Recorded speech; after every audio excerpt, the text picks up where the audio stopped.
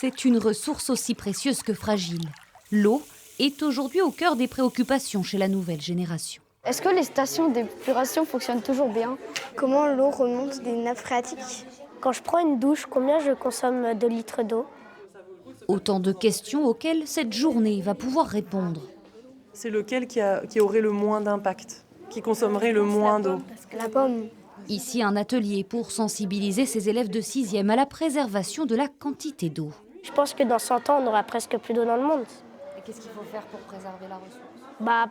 Quand on se lave les dents, éviter de laisser ouverts les lavabos. Et puis quand on se lave les mains, la même chose. Et l'apprentissage d'aspects plus techniques. J'ai appris un peu comment l'eau rejoignait un peu l'océan, l'estuaire. J'ai appris comment les montagnes retenaient l'eau. C'est eux qui aussi sont dans un monde qui est en évolution. C'est important de pouvoir se rendre compte que ces enjeux-là les concernent, leur donner le pouvoir d'agir. 400 jeunes périgourdins à la découverte de la ressource sous toutes ses formes. Est-ce qu'une eau qui est blanche et limpide est automatiquement potable? Oui.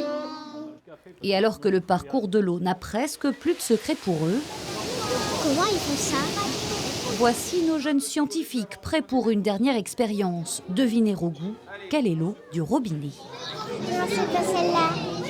Elle n'est pas très bonne. Des palais exercés, des consciences éveillées. Il semblerait que le message soit bien passé.